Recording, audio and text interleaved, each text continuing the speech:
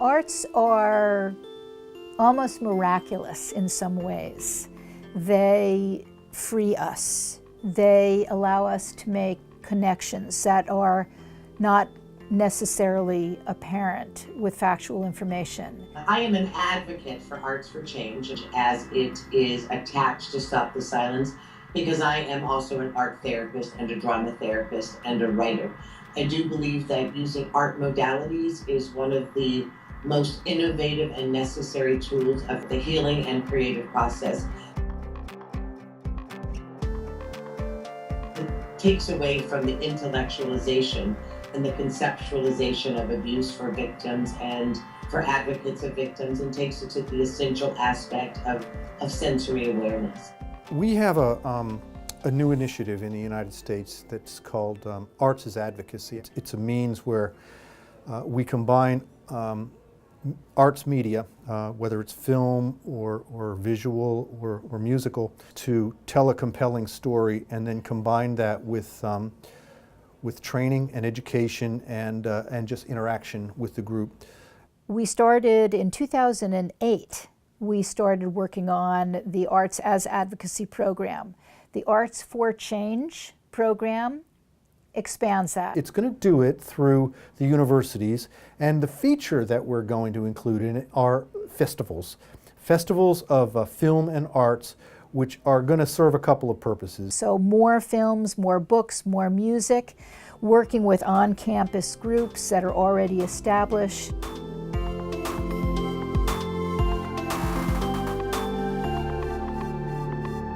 There are other types of art that we not only plan to bring in, but are already utilizing. For example, there is a beautiful song, I'll plug my sister's song. Then I crawled to safety, though it was hard to move through the brambles, thorns, and fear. But the Greek community, sororities and fraternities, have aspects that are very important to the type of programming that we do. They're very socially oriented. Their reach is very far, both internally to their campus, but literally across the world. These are all intelligent young people, and when they do become engaged in understanding of a mission, such as Stop the Silence's mission, they are particularly effective. They're intelligent, they're dynamic, they're energetic, and you know what, quite frankly, they can be noisy, and that's a thing that we need. We need people to make some noise about this. I am a member of the Greek system. I'm an Alpha Kappa Alpha. There's been a lot of light being shown into the silence and shadow and darkness of the Greek system on college campuses, where fraternities are now finally being forced to deal with sexual assaults and sexual abuses under the roofs and at their hands. Date rape, druggings, gang raping. There's a lot of financing behind these institutions. There's a lot of funding behind these institutions, and thus there's a lot of secrecy and silence behind these institutions. So we are trying to allow for there to be a global voice of educating girls and boys as they enter into university. We also reach out through the professors, through the administrators, through the management of the university.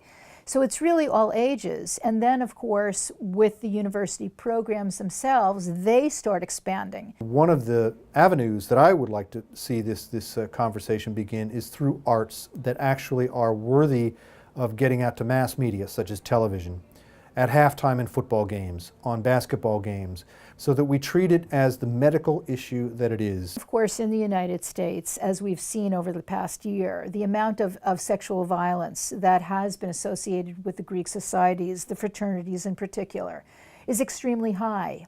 And they themselves need to get a hold of this issue for themselves, but also it's a show of both service as well as goodwill to be providing this information to their campus environments and to their fellow students. I would like to invite anybody who's watching this to join this movement. Art allows us to connect in a way that pure, simply stated, factual information can't. Join the movement. Please help us do something about child sexual abuse. Thank you.